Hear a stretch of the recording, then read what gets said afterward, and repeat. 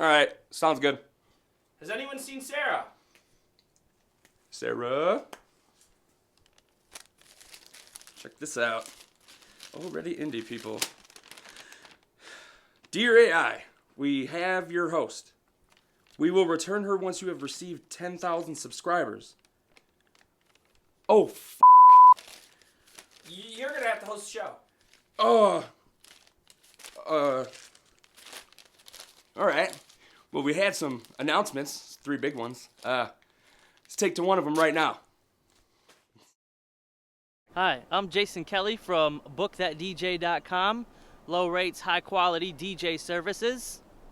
I'm Laura Spiess from NewChairDo.com. There's nothing worse than a bad chair day. And together we're JL Entertainment. You're watching Already Indie, where you are are a filmmaker.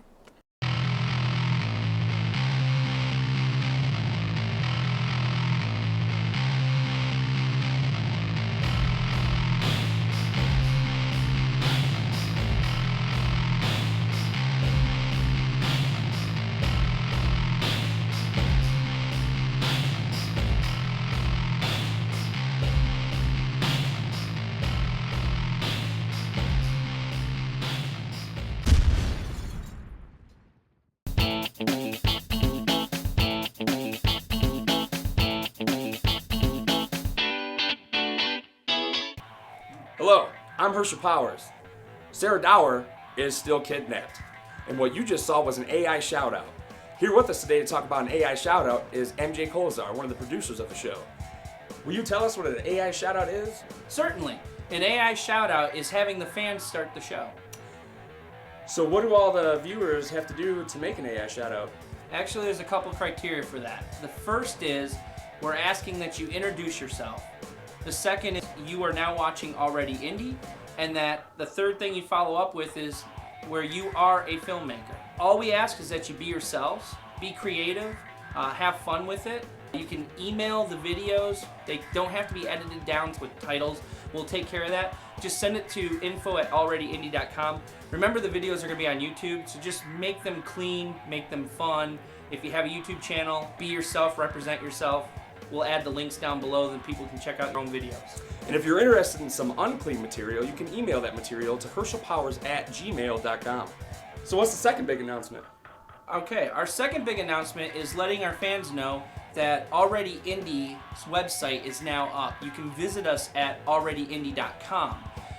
Reasons to go check it out. You'll see all the episodes there as well as on YouTube, but you'll find out some of the behind the scenes stuff that you don't see on the show. Newsletters, things that are going on, new guests that are coming on the show, special announcements. You'll basically find out about upcoming episodes before they air.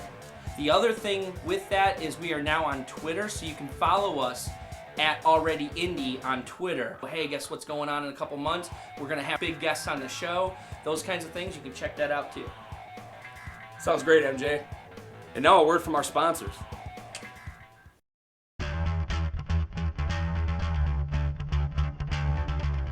So have you ever wanted to sponsor a show like Already Indie?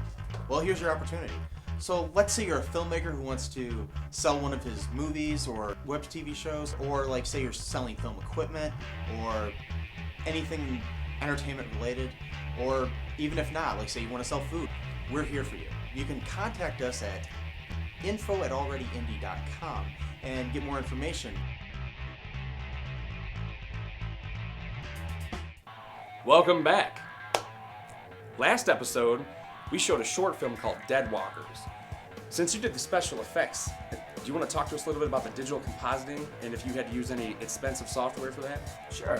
What you're referring to is some of the effects that we pulled off, like the head being punched off of the one body of one of our guys, even down to the fangs that were in the little girl's mouth. Those were actually done with Photoshop and not with a big software, an expensive software like After Effects. It's a little more tedious, but we wanted to try it without using After Effects to see how it works. And of course, you got to be careful how many frames and what you're doing, because the more frames that you have to composite together, if your teeth get misaligned between movement and move around in the mouth, then it'll look kind of funny when the fangs are moving. But a lot of the stuff we did, was under 20 frames. The head popped off in 5 frames. You add motion blur to it so it doesn't look like a solid good image moving. It actually looked blurry, like it was actually happening in the camera. Really, you don't need expensive software if you're starting out. We do have After Effects, and we wanted to try something different. So, do you prefer using digital effects or practical? Actually, I like to use both. I love old 80s horror films. Sometimes, you cut away to that dummy right before it gets hit by a train, or someone hits it in the head with a machete. But I also like digital effects, how crisp some things can look. Sometimes digital effects go too far and it looks phony and CGI. And one of the reasons one of my favorite films like Jaws works so well is they used a mechanical shark that didn't work so well, so they couldn't show it as much as they wanted to, which actually sold the effect. As far as digital and practical, sometimes if you can blend the two together, that works well. I know Terminator 2, they painted in his makeup, and they also put green screen parts inside the makeup so they could show further back past the cheek, pistons moving and things like that, but still they didn't do a whole digital composited face. They mixed the two together. It works both ways, just depends on what you're doing, and my preference is to mix them together and not use one heavily over the other. That's good. And I noticed in your last film you had little children. Mm-hmm. Is there any advice you have for people that would like to work with little children? Actually, the best thing to do is to know who you're working with, whether it be someone you audition or if you have friends, with children or children yourself, as I do. Best thing you can do is sit down, get to know them, find out their attention span, if there's someone that's going to be easy to work with. Again, it's mostly attention. Make sure you take lots of breaks. You want to make sure that if you notice they do, after 10 or 15 minutes, kind of like want to run around and stuff, just make sure you shoot all their stuff together and take lots of breaks. Give them a coloring book, have them have a snack, just have them, get out of the character role a few times so that they can jump right back into it refreshed. So what you're saying is you never want to just approach a child on the street and tell them you want to be in a movie. It just sends off the wrong impression. Don't do that. So, is it easier working with children or adults? A lot of times people are set in their ways regardless, or want to try something different and it's not exactly what you want. Theatrical actors are sometimes harder to work with because they're trained one way and you need them to act a different way for film. And children, a lot of times, all they want to do is listen to what you have to say, and if they're willing to do it, the cool thing is they usually don't try to change it on you. They do what you tell them. So, as a director, have you ever run into any problems, or has anything unexpected ever happened during a shoot? All the time. With Deadwalkers, we had a couple problems to start with. One of our actors showed up. It was a 48-hour film, so one of our actors showed up and thought that, in about 3-4 hours we would be done. And we didn't plan this out because in 48 hours you literally are calling people, scrambling. So unlike regular independent film processing where you actually have months of pre-planning, he was unaware that we needed him for literally 6 to 8 hours. You take our other film that we showed, Sarah, our two actresses at the end, it was so cold out and we didn't want to put blood all over their clothes, so we actually shot it without the blood and we digitally composited the blood in after. There's just things that you have to change and evolve all the time, whether it's shooting. So, why would you recommend joining a 48-hour film festival?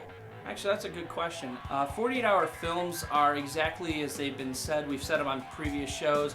You have 48 hours to come up with what you're going to shoot. You kind of write it out or plot it out, sketch it out, shoot it, edit it, mix everything back in, and then try to give a DVD 48 hours after the contest. It's a good way to hone in your skills, as if what we talked about, things not happening right, things go wrong, things that you have to on the fly change. It's a good way to practice by doing these 48 hours because in a sense you're basically trying to piece everything together, which a lot of things will go wrong. Anything that could happen, you have to be able to think on the fly to fix. Same thing happens in a real production. It gives you good practice for thinking on your feet to get something done. Sounds good. The part of Sarah Dower is now being played by Herschel Powers. Hello, I'm Sarah Dower. If you are interested in being a host for Already Indie, you can contact us at info@alreadyindie.com. For the love of God, please subscribe. Tell your friends, tell your family, tell everybody you know, your teachers, your dog, I don't care. We need subscribers. For Sarah's sake, we need it. Also, you can follow us at Twitter at Twitter, Already Indie. Also, you can follow us at facebook.com, Already Indie. And I'm Sarah Dower for Already Indie. You take it easy, planet Earth. Sarah! How could this happen? Who would do this? Sarah! Oh God! Oh my God! Oh God! If you had to use any software for the compositing of the digital. No. Wow. You want to talk to us a little bit about that? If you used any special fudge, what is it called? Software. MJ, will you tell the people more about an AI shout out? Yes, I will when you tell Sarah's been kidnapped the second Damn time. it! Oh my God! Will you tell us what an AI shout out is? It was almost perfect. Oh my It God! was. Dude, it was your face! You were looking at me like, don't mess up. Dude. So what you can't see, we're holding hands. Now I have no pants on. It's true. It's happening. Magical. So magical.